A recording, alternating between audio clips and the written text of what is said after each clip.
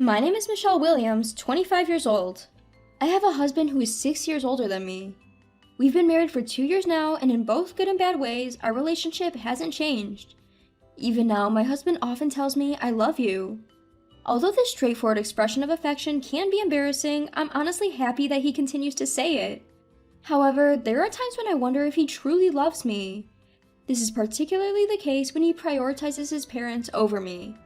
Before we got married, I wasn't too bothered by it. When he canceled our dates to prioritize his parents, I thought, he's kind and is even a family-oriented person, and I was impressed. But that was because I thought his priorities would change after we got married. I never imagined them to remain same even after marriage. I couldn't broach my concern to my husband or in-laws at this point, but I was truly upset when my husband went on a trip with his parents on our wedding anniversary. At first, he seemed to not understand why I was angry, but when he realized it was our anniversary, he apologized desperately with an "oh no" expression. Although I had no intention of forgiving him immediately, after hearing his desperate apology and the story that he took his parents on a trip to make up after a fight, I couldn't stay angry. However, some resentment remained deep inside my heart. At the same time, I began to have a less favorable impression of my in-laws. In particular, the times my husband got called over to my in-laws' place increased, and my dissatisfaction with him and my in-laws piled up. If a similar situation ever occurs again, I decided to directly talk to my in-laws if my husband were to ever prioritize them over me on some kind of anniversary again. One Friday night, I ran into my older sister in town as I was rushing home from overtime work. We hadn't seen each other much since we both got married, so I was happy to see her, and we decided to go out for dinner, just the two of us. Out of courtesy, we both let our husbands know, and we headed to a nearby pub. Since both of us were off from work the next day, we decided to enjoy our meal and conversation with some drinks that we usually refrain from. After we finished talking about our recent happenings, silence fell. As I sipped my drink and thought about the next topic of conversation, my sister suddenly started chuckling. When I asked her what was wrong, she just said she remembered something funny. She didn't seem to want to talk more about it, but when I insisted she tell me, she reluctantly started speaking. "You know, the other day, I saw someone who looked just like your husband." I was taken aback as I wasn't expecting that. As I urged her to continue, my sister said, "Well, he was with a child, so I knew right away that it wasn't him, but he looked so much like him that I did a double take, and because of that, I ran into a lamppost." She then lifted her bangs. I could clearly see that her forehead was swollen. I drew attention from the people around me, and I was so embarrassed that I quickly ran away. I felt sorry for my sister who was starting to complain while fixing her bangs, but I couldn't help but laughing at my reliable sister's mishap. I thought I'd tell my husband about the story I heard from my sister when I got home, but I completely forgot and fell asleep. Moreover, I felt ill the next day. I'd been laid down in bed, completely taken down by a dreadful combo of sore throat, chills, and fever. My symptoms, far from abating, only got worse, and I was contemplating whether or not to see a doctor when I heard some noise. When I went to check it, there was my husband John preparing to leave with his Boston bag in hand. I called out to his retreating back in a panic. "Where are you going?" John shrugged his shoulders and slowly turned around.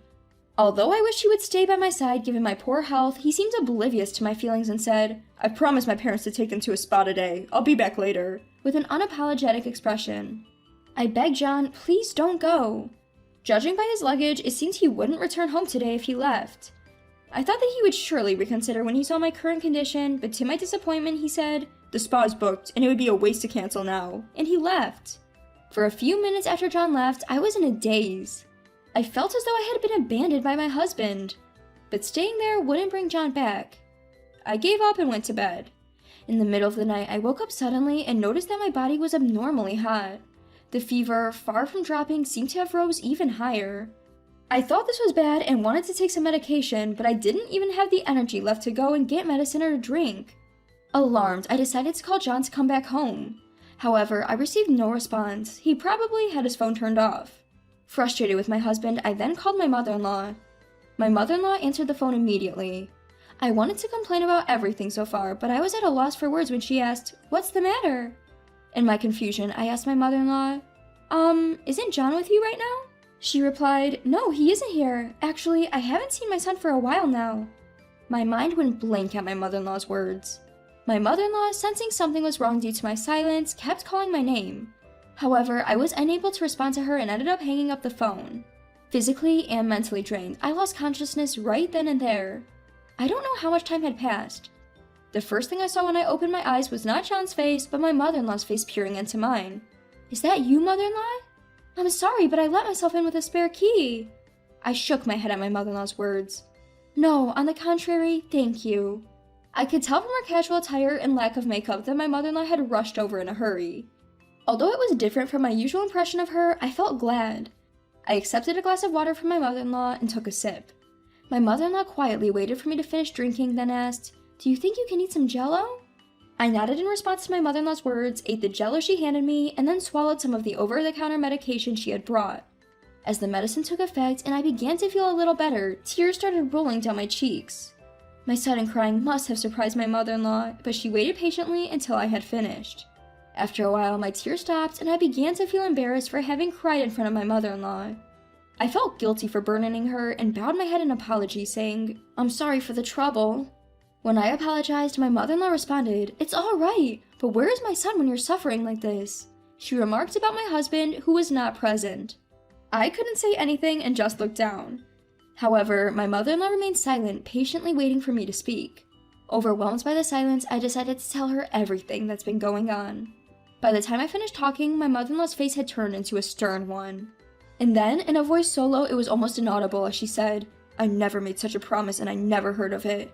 She even called my father-in-law on the spot to confirm. My father-in-law also confirmed that he hadn't had such a conversation with my husband. So where and with whom was my husband right now? Suddenly, I recalled a joke my sister had once told. Could it be that story? No, but surely. Unconsciously, my words slipped out and my mother-in-law did not miss them. She asked, "Do you know something?" Caught off guard, I stammered, "No, But my mother-in-law was clear. "I won't tolerate wrong actions from my son just because he's my son. It might be hard for you, but please tell me." Looking into her eyes, I realized I couldn't evade her question. Moreover, at that moment, I trusted my mother-in-law more than my husband. Reflecting on it, I realized that my impression of my in-laws had only been shaped through my husband, not from my own interactions with them. I gathered my courage and told my mother-in-law the story I'd heard from my sister and about the frustrations I had been feeling. As a result, I learned that most of the things my husband had been telling me about his parents were lies. I became unable to forgive my husband in many ways. Looking at my mother-in-law, I realized she felt the same way. A few weeks after I fell ill, one weekend, my husband said, "I'm going to my parents, might stay overnight." Inside, I thought, so the day has finally come, but outwardly, I saw him off with the indifferent face as usual. After he left, I picked up my phone and called my mother-in-law. The next day, my unsuspecting husband returned as usual. "I brought some souvenirs. Man, my mom just wouldn't let me leave." I could hear my carefree husband's voice from the front door. His footsteps gradually approached and the living room door opened. The moment he entered the living room, "Welcome back. By the way, who is this mom you're talking about?" It was not me, but my mother-in-law who spoke. Seeing his mother's face, my husband froze. Without waiting for a response, my mother-in-law approached my husband with a smile and said, "I thought for sure you were the child I bore with such pain, but maybe I was mistaken." "What? Wait a minute. Why is Mom here?" My husband was muttering in a trembling voice, looking back and forth between me and my mother-in-law. Realizing that his father was also present, my husband finally seemed to grasp the situation. But by that point, it was too late. My mother-in-law, not waiting for any response, pointed to a chair and directed my husband, "Sit." He sat down quietly. Surrounded by me, my mother-in-law, and my father-in-law, my husband looked visibly uncomfortable. Urged by my mother-in-law, I took out some documents from an envelope. Unconcerned with my visibly frightened husband, I laid out the documents I had obtained from the private investigator in front of him. "These," I said, "are all evidence of your infidelity." My husband looked at me desperately after losing his words. However, looking at my husband didn't stir any feelings in me. Without revealing any of my inner relief, I told him, "Your mistress should be receiving a certified letter detailing everything soon." Upon hearing that, my husband stood up and yelled in panic, "Please don't do that! She is a child!" Surprised at my husband's statement, I asked, "So? That's none of my business. If you felt sorry for the child, why didn't you break up with me before starting a relationship with her?" My husband opened his mouth, but he was unable to find any excuses and sat back down. I had learned from the private investigator that my husband's mistress was a single mother, and her child's father was unknown. Whether my husband knew this or not, I didn't know. Eventually, my husband managed to squeeze out the words, "They have no one but me. I can't abandon her and her child, but I truly love you and care about you." His words were incomprehensible, yet he spoke with a serious look. Hearing my husband's words, I was overwhelmed with disbelief. I was supposed to have fallen in love with his kindness, but looking at him now, all our past memories seems like nothing more than illusions.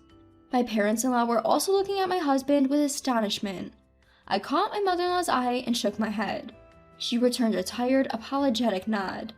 I could tell my husband was desperate to mend things, but I had no intention of forgiving him. In fact, after hearing his words, I wanted to cut off my ties with him right away. Ignoring my still-talking husband, I handed him the divorce papers. Let's get a divorce. When I said that, my husband looked at the divorce papers, then at me, and asked in surprise, Why? Why? Because, I responded, this incident has brought my feelings and trust in you down to 0.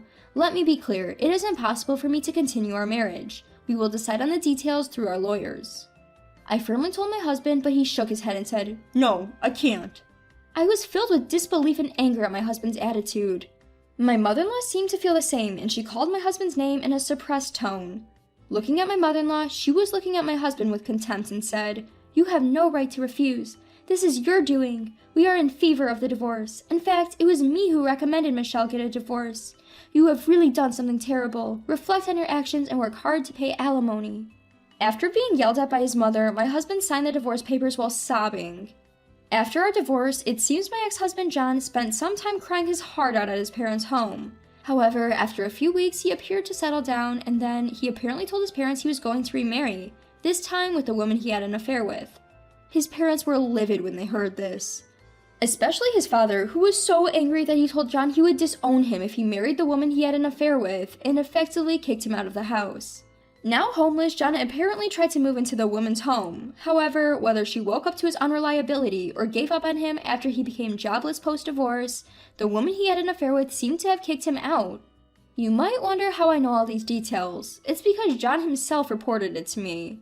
Starting with messages making himself out to be the victim of a tragedy, he eventually sent me a cryptic message saying, She didn't need me, I was duped, I only have you now.